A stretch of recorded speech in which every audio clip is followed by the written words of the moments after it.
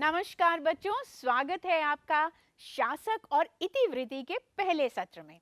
बच्चों, जब भी मुगल शासन की बात आती है तो आपके दिमाग में ताजमहल का नाम, लाल किले का नाम, जामा मस्जिद का नाम और ना जाने कितनी बातें दिमाग में जरूर आती होंगी। शुरू करने से पहले आपको थोड़ी सी मुगल शासन की कुछ झलकियां दिखाती हूँ, ताकि आप यह पढ़ने से पहले उस दुनिया को विजुलाइज कर पाए, उसको समझने की कोशिश करें। क्योंकि बच्चों, यह चैप्टर बहुत इंटरेस्टिंग है और आप लोग इसे बहुत जल्दी समझ पाएंगे अगर हम इसको वर्चुअली समझने की कोशिश करेंगे। चलिए देखते हैं इस शासन की, इस सल्तनत की कुछ झलकियां।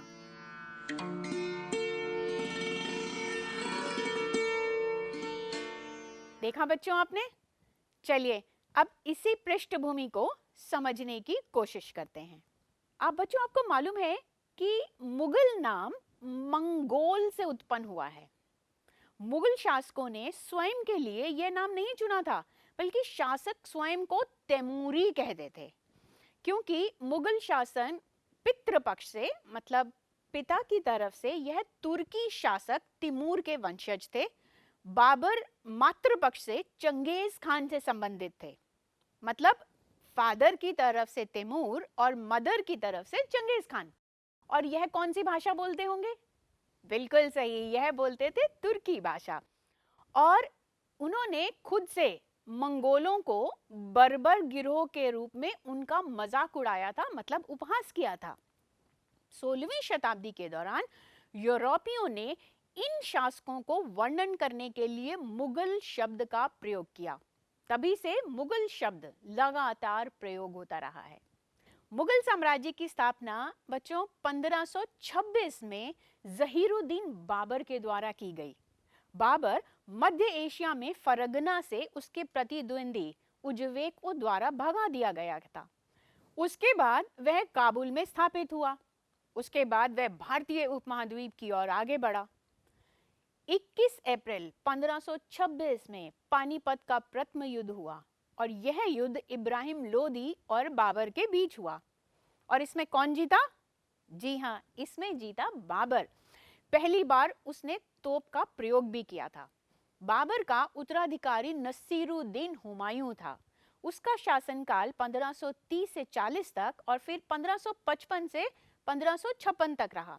अफगान नेता शेरशाह सूरी ने हुमायूं को पराजित किया और वह ईरान भाग गया। 1555 में हुमायूं ने शेरशाह सूरी को पराजित किया, लेकिन एक ही वर्ष में उसकी मृत्यु हो गई। हुमायूं के बाद उसका उत्तराधिकारी बना जलालुद्दीन अकबर, जिनका शासक काल था 1556 से लेकर 1605 तक का। अकबर ने अपने साम्राज्य का विस्तार किया। अकबर ने अपने साम्राज्य को मजबूत और समृद्ध राज्य बनाया। अकबर के बाद जहांगीर, जहांगीर के बाद शाहजहां और शाहजहां के बाद औरंगजेब। बच्चों, इनका मेन पीरियड 16वीं से 17वीं शताब्दी तक रहा और इन्होंने शाही संस्थाओं के ढांचे का निर्माण किया। बच्चों, जैसे मध्यकालीन समय में चल रहा था, उसी तरह यहाँ भी मुगलों का केंद्रीयकरण था। प्रशासन, कराधान, दरबार, राजनीतिक संबंध और यहाँ तक की श्रेणियां और हैसियत भी। मुगलों द्वारा शुरू की गई राजनीतिक व्यवस्था, सैन्य शक्ति और उपमहाद्वीप बहुत ही योजना पूर्वक थी, मतलब प्लान्ड थी। जैसा हमने कहा कि बाबर से शुरू हुआ, मतलब मुगल शासन बाबर से शुरू होकर औरंगजेब, मतलब 1707 तक खास रहा। 1707 के बाद, मतलब औरंगजेब की डेथ के बाद, औरंगजेब की मृत्यु के बाद, यह शासन बहुत कमजोर हो गया और शक्ति भी बहुत कम हो गई। दिल्ली, आगरा, लाहौर जैसे राजधानी नगरों जहां मुगल शासन होता था, वहां अब क्षेत्रीय शक्तियां बहुत ताकतवर हो गई थी और धीरे धीरे बहादुर शाह जफर द्वितीय के समय, मतलब 1857 के विद्रोह में मुगल सल्तनत का अंत हो गया। आपके दिमाग में यह बात जरूर आ रही होगी कि ऐसे कौन से स्रोत हैं, मतलब ऐसे कौन से सोर्सेज हैं जिनसे हम मुगल शासन के बारे में जान सकते हैं। बच्चों, सबसे इम्पोर्टेंट सोर्स मतलब सबसे महत्वपूर्ण स्रोत उन्हीं के द्वारा लिखे गए क्रॉनिकल्स मतलब इतिवृत्तियां हैं। यह इतिवृत्तियां जहां हम काल क्रमानुसार मुगल शासकों के हर पहलू का वर्णन कर रहे हैं, सो वैसी ही इतिवृत्तियों का वर्णन भी उस समय के बादशाह के द्वारा मतलब राजाओं के द्वारा किया गया। जिसमें हम बाबर की बात करें तो तुजुके बाबरी, आईने अकबरी, अकबरनामा जो कि अबुल फजल द्वारा लिखा गया, मुंतखब उल त्वारिख जो कि बदाऊनी द्वारा रचित है, तारीखे अल्फी जो कि मुल्ला दाऊद द्वारा रचित है, बादशाह नामा जो कि अब्दुल हामिद लाहौरी ने लिखा, शाहजहां नामा जो कि इनायत खान ने लिखा और आलमगीर नामा जो कि मिर्जा मोहम्मद काजिम ने लिखा। और यह इतिवृत्तियां या क्रॉनिकल्स जो था बच्चों, फारसी प्रशासनिक और उनके लेखा संबंधी नियमावली, सांख्यिकी, तालिका, फरमान, उनके मिशन, उनके परवान, सब उसमें इतिवृत्तियों में लिखे गए। इन इतिहास के अलावा पत्र और शब्दकोश भी प्राथमिक स्रोत सामग्री के रूप में उपयोगी उद्देश्य की पूर्ति करते हैं। पिछले 75 वर्षों में लिखी गई प्राथमिक स्रोतों पर आधारित कई किताबें मुगल शासकों के विभिन्न शासनकाल में उपयोगी अंतर्दृष्टि प्रदान करती हैं। इसके अलावा समकालीन पुर्तगाली, डच, अंग्रेजी और फ्रेंच रिकॉर्ड्स और भी बहुत सारे खाते भारतीय जीवन के विभिन्न पहलुओं की उपयोगी जानकारी प्रदान करते हैं। संस्मरण, यात्रा, जेसुइट मिशन के पत्र और रिकॉर्ड उपरोक्त श्रेणी में आते हैं। बच्चों, 1597 में पुर्तगाली में लिखी गई अपनी टिप्पणी में एंटेरियो मॉन्टेरेट ने जो कि एक जेसुइट मिशन में आए थे, अकबर के दरबार का एक ग्राफिक मतलब एक खाता दिया है। विलियम हॉकिंस के काम में भी जहांगीर के दरबार का चित्रण हमें देखने को मिलता है। जहांगीर के समय में सर थॉमस रो का दूतावास जो कि राजनीतिक और आर्थिक जानकारी लेने के लिए आया था, पर वह जानकारी हमें भी मिलती है। बर्नियर ने भी मुगलों के बारे में बहुत कुछ लिखा है। चलिए समझते हैं कि इतिवृत्ति क्या होती है। यह बच्चों एक तरह का इतिहास कहा जा सकता है जो कि मुगल बादशाह खुद से तैयार करवाते थे, और यह इसलिए लिखवाया जाता था ताकि वह अपने शासन और राज्य के बहुत सारे पहलुओं का विवरण इसमें दे पाए, जिसमें शासक का परिवार, अभिजात वर्ग, प्रशासन, उनका युद्ध, पड़ोसी राज्यों के साथ उनके संबंध और खासकर बादशाह का विवरण उसमें दिया जाता था। बच्चों, जैसा मैंने पहले बताया कि उनकी अपनी भाषा मतलब मातृभाषा तुर्की थी, पर उनका इतिहास जो था वो फारसी भाषा में लिखा गया। अकबर ने बहुत सोच समझकर फारसी को दरबार की मुख्य भाषा बनाया, पर ऐसा क्यों हुआ होगा? जब आपकी भाषा तुर्की है और आप सारा विवरण फारसी में लिख रहे हैं, ऐसा क्यों हुआ होगा? जी बच्चों, ऐसा भी हो सकता है कि अकबर के दरबार में रहे हुए ईरानी और मध्य एशियाई प्रवासियों ने बादशाह को यह अपनाने के लिए कहा हो।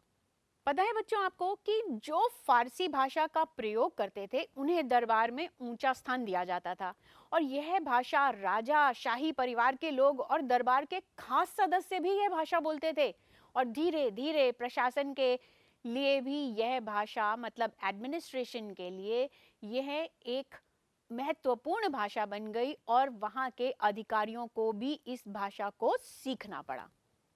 पर एक बात और है कि राजस्थानी, मराठी और यहाँ तक कि तमिल जैसी भाषाओं का प्रभाव भी हमें उस समय देखने को मिलता है।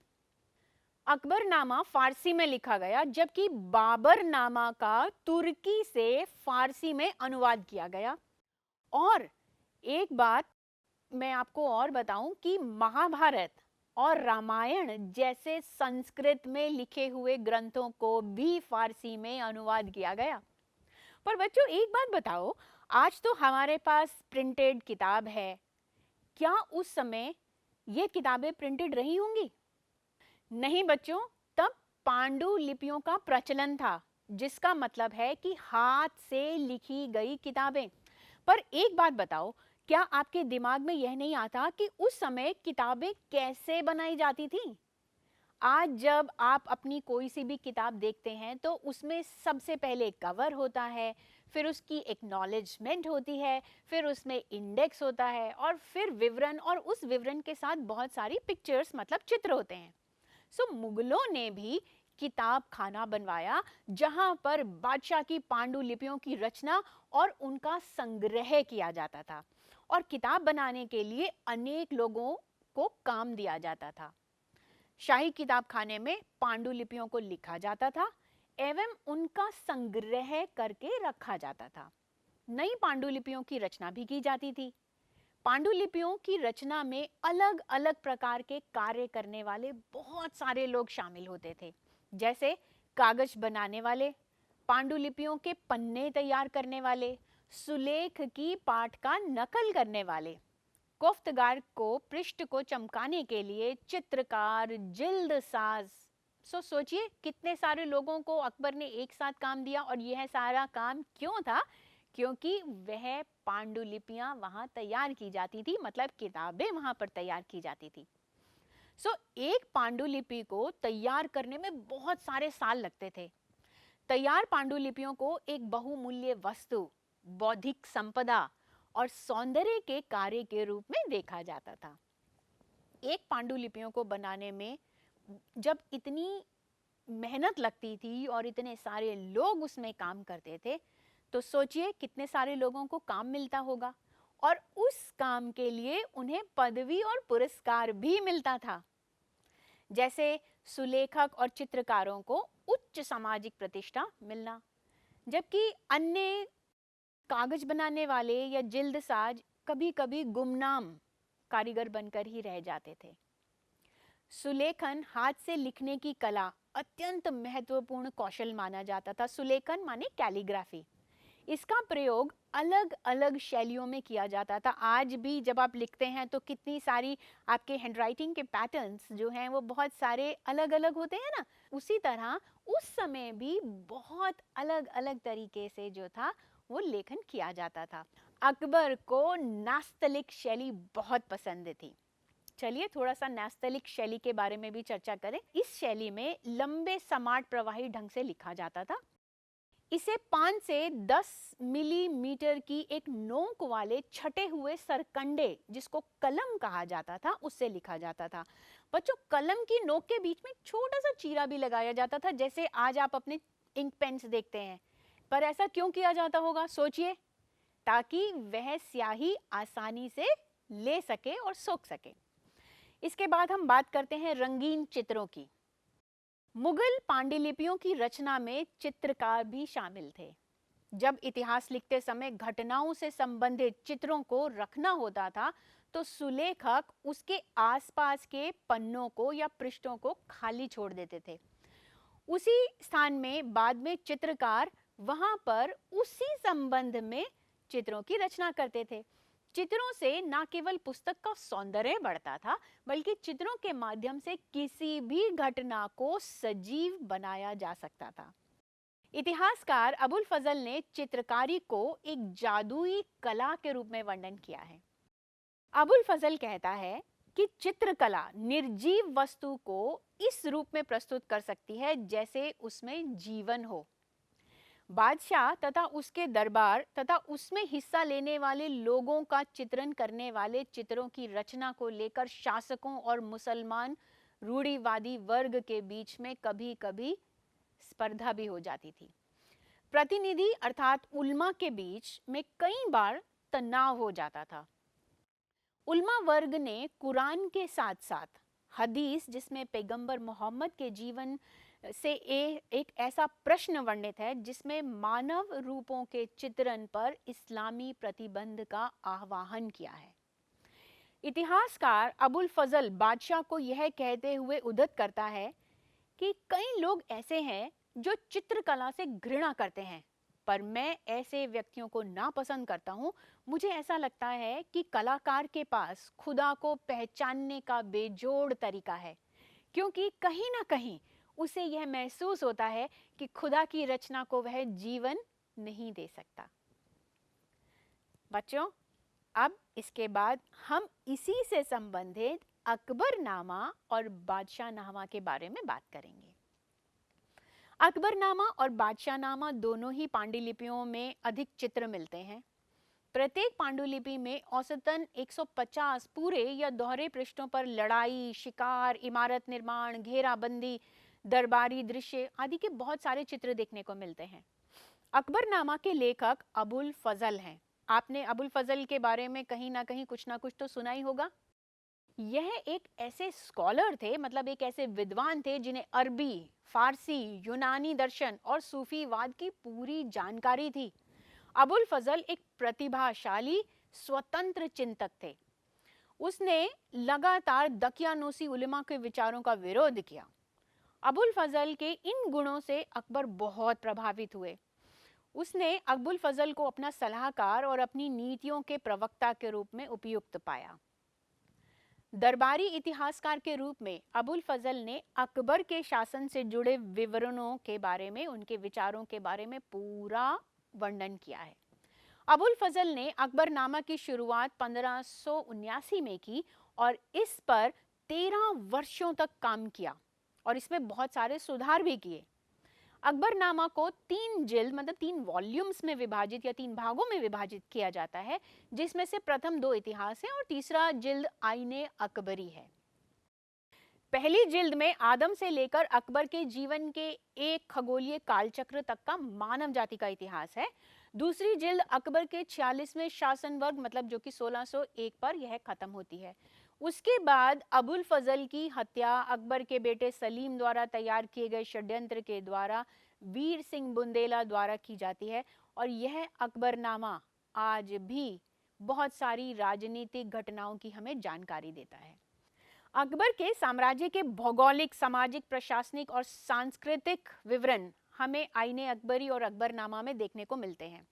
मुगल साम्राज्य को एक मिश्रित संस्कृति वाले साम्राज्य के रूप में उसमें प्रस्तुत किया गया है। यहाँ हिंदू, जैन, बौद्ध, मुसलमान सारे के सारे लोग रहते थे। अबुल फजल की भाषा बहुत अलंकृत थी, अतः इस भाषा में लय और कथन शैली का बहुत महत्व दिया गया। इसे भारतीय फारसी शैली को दरबार में इसी कारण संरक्षण भी मिला। बादशाहनामा के लेखक अब्दुल हामिद लाहौरी हैं। अब्दुल हामिद लाहौरी अबुल फजल के शिष्य थे। इसकी योग्यता के बारे में सुनकर शाहजहां ने इन्हें अकबरनामा के नमूने पर अपने शासन का इतिहास लिखने के लिए नियुक्त किया। बादशाहनामा भी सरकारी इतिहास है। इसकी 3 जिल्दें हैं, प्रत्येक जिल्द 10 चंद्र वर्षों का ब्यौरा देती हैं। लाहौरी ने बादशाह के शासनकाल के पहले 2 दशकों पर पहला और दूसरा दफ्तर लिखा है। इन जिल्दों में बाद के शाहजहां के वजीर सादुल्ला खान ने काफी सुधार किए। जब अंग्रेज आए, उन्होंने भारतीय साम्राज्य को समझने के लिए यहाँ के इतिहास का एक बेहतर ढंग से अध्ययन किया। 1784 में सर विलियम जोन्स ने एशियाटिक सोसाइटी ऑफ बंगाल की स्थापना की। एशियाटिक सोसाइटी ऑफ बंगाल में कई भारतीय पांडुलिपियों के संपादन, प्रकाशन और अनुवाद का जिम्मा अपने ऊपर ले लिया। 20वीं शताब्दी के आरंभ में हेनरी बेवरीज द्वारा अकबरनामा का अंग्रेजी में अनुवाद किया गया। चलिए बच्चों, अब समय है पुनरावृत्ति करने का। आप मुझे बताएंगे कि आज हमने इस सत्र में, माने इस एपिसोड में कौन कौन से टॉपिक्स मतलब विषयों को कवर किया है। तैयार हैं आप लोग? आज हमने चर्चा की मुगल क्रोनोलॉजी की, याद है आपको, मतलब मुगल कालक्रम की।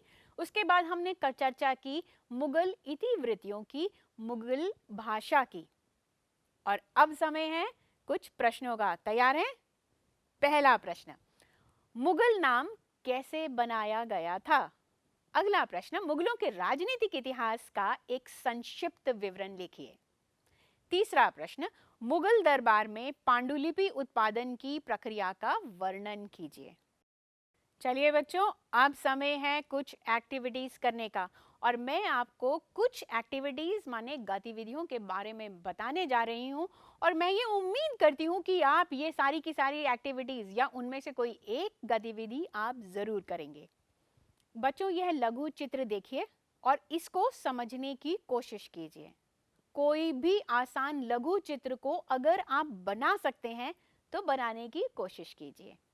और इसी के साथ बच्चों, यह सत्र हमारा यहीं पर समाप्त हो रहा है। मैं पूरी आशा कर रही हूं कि आप इस सत्र से बहुत सारे विषयों को समझने की कोशिश करेंगे, बहुत सारे टॉपिक्स को समझने की कोशिश करेंगे और कुछ ना कुछ एक्टिविटी ज़रूर करेंगे।